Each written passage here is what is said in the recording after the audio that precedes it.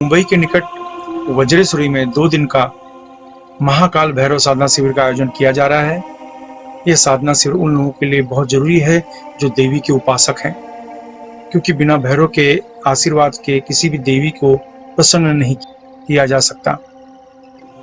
इसलिए महाकाल भैरव की उपासना करने से आपको प्रत्यक्ष अलौकिक आनंद का अनुभव मिलता है।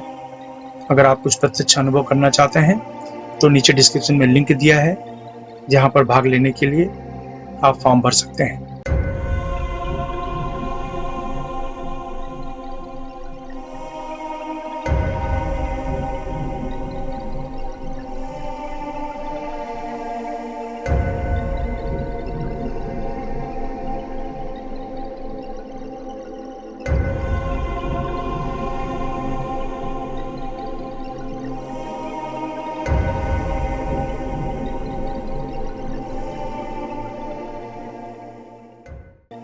नमस्कार, दिव्य योग आश्रम की तरफ से आपका हार्दिक स्वागत है। आज हम रासपुतिन की चर्चा करेंगे और जानने की कोशिश करेंगे कि ये रासपुतिन कौन थे।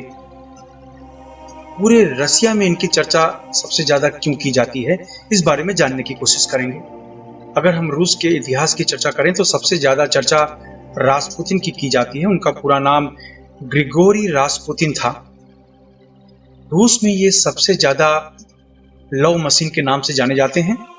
रासपुतिन के बारे में कहा जाता है कि वो पागल थे, आवारा किस्म के इंसान थे, सनकी थे, व्यभिचारी थे, अपने आप में ही बड़बड़ाने वाले व्यक्ति थे। कुछ लोगों की नजर में वो सिद्ध महात्मा भी थे।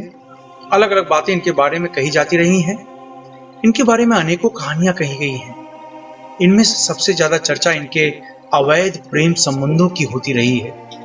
अध्यात्म की दुनिया में उनके बारे में जो कहानी कही जाती है कि रूस में उस समय जार लोगों का शासन था।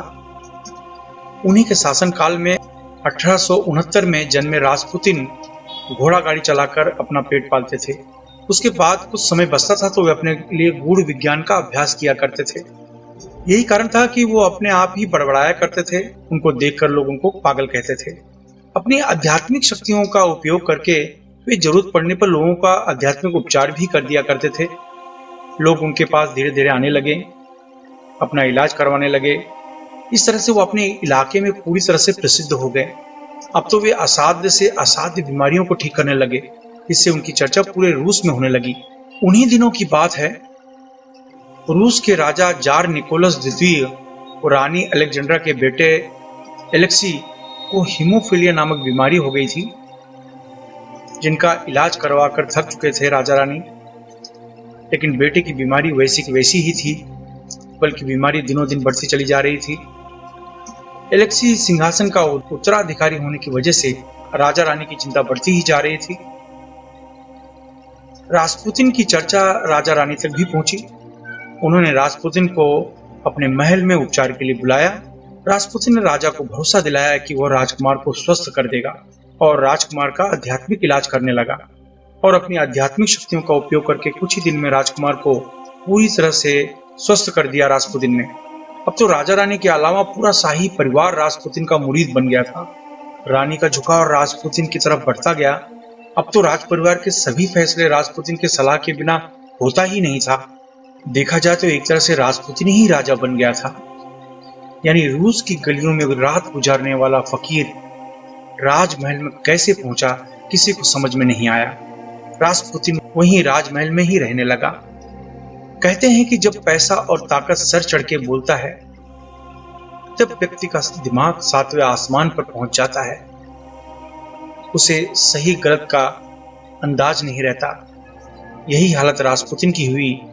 अपनी आध्यात्मिक शक्तियों का उपयोग वो बुरे कामों में करने लगा। लोग कहते हैं रासपुतिन सम्मोहन विज्ञान का प्रबल विद्वान था।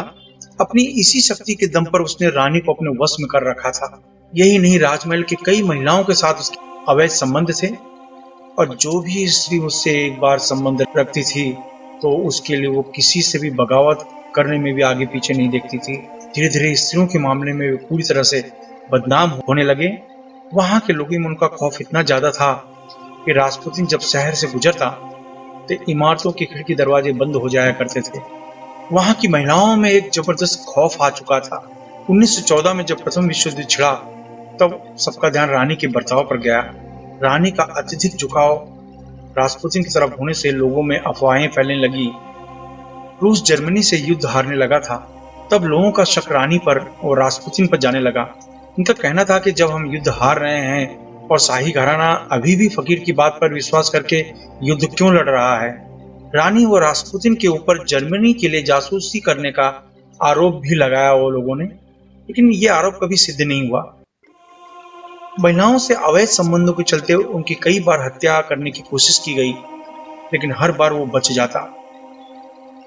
तब 16 दिसंबर 1916 को किसी एक व्यक्ति के बुलावे पर आध्यात्मिक उपचार करने के लिए गए उनके घर पर, और जब वे उपचार कर रहे थे तब पीछे से उन पर हमला किया गया, जिससे उनकी मृत्यु हो गई। रास्पुतिन की चर्चा लव मशीन के रूप में तथा उनके असामान्य लिंग के रूप में हमेशा से की जाती रही है। उनके लिंग के बारे में कहा जाता है कि उनकी लंबाई 29 सेंटीमीटर थी। आज भी उनका लिंग और कुछ पत्र रूस के संग्रहालय में रखे हुए हैं। इनकी पहचान आध्यात्मिक साधु के रूप में, पागल के रूप में, सनकी के रूप में की जाती रही है। इनके शरीर से बकरे की दुर्गंध आती है, लेकिन जो स्त्रियां इनके संबंध में आती हैं वे इसे भगवान समझने लगती हैं। आप इस कहानी को क्या समझते हैं? क्या इनको अपने कर्मों की सजा मिली? क्या सचमुच इनके अंदर आध्यात्मिक शक्ति थी, या सिर्फ दिखावा था, या फिर स्त्रियों को बहकाने में वो माहिर था, या फिर राजघराने की महिलाओं को बदनाम करने की कोशिश की उन्होंने? आप अपनी राय अवश्य दें। आशा है आप अपने जीवन में हमेशा सुखी रहेंगे। धन्यवाद।